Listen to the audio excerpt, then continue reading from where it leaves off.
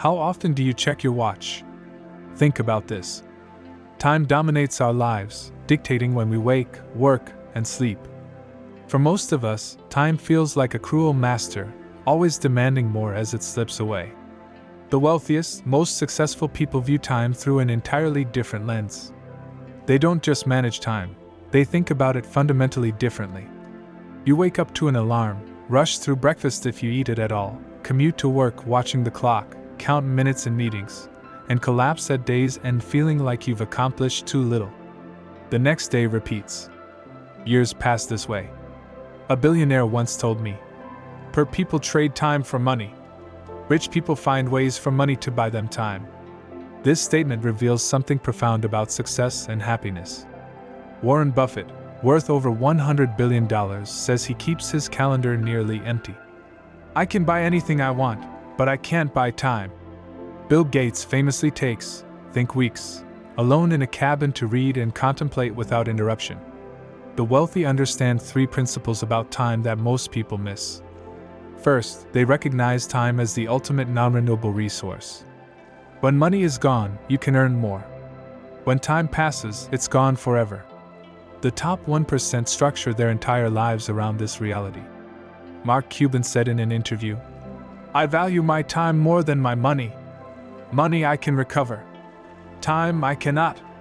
This mindset shapes every decision he makes, from how he communicates to which opportunities he pursues. Second, the wealthy disconnect time from money. Most people have a fixed income based on hourly wages or annual salaries. Their financial worth directly relates to hours worked. The wealthy break this connection by creating systems, investments, and businesses that generate money without their direct involvement. Third, they protect their time fiercely. Notice how difficult it is to get a meeting with a truly important person. They use assistants, digital tools, and strict schedules to guard their most precious asset. Elon Musk schedules his day in 5-minute blocks. When asked about this extreme approach, he said, "I think a lot of people think I must spend a lot of time with media or on social media. That's not the case. I actually don't spend much time on it." You might think, sure, easy for billionaires to control their time. But their time philosophy came before their wealth, not after it. They became wealthy partly because they value time differently from the beginning. Consider these practical ways the 1% approach time. They measure wealth in time, not dollars. True wealth means having control over your hours and days.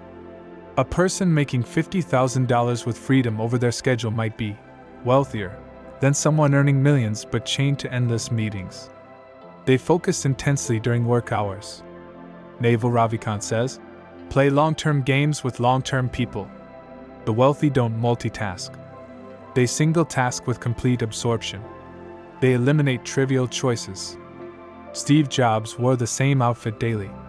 Barack Obama rotated between gray and blue suits. They understand that decision fatigue drains mental energy better used elsewhere. They say no to almost everything. Warren Buffett believes, "The difference between successful people and very successful people is that very successful people say no to almost everything." Each yes represents time taken away from something potentially more valuable. They invest in buying back their time. From housekeepers to personal assistants, they pay to reclaim hours. The wealthy understand the paradox. Sometimes spending money is the most frugal thing you can do. They value empty space in their calendars. While most people pack their days full, the 1% keeps substantial time unscheduled for thinking, responding to opportunities, and avoiding burnout. They think in decades, not quarters. Jeff Bezos built Amazon with a 7-year view when others demanded quarterly results. Long-time horizons allow for compound interest in money, relationships, skills, and knowledge. You might feel distant from this reality. Your job demands your presence for specific hours. Bills need paying.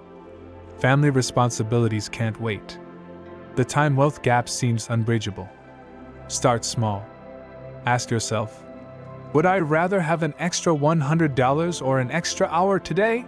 For many activities, calculate your effective hourly rate.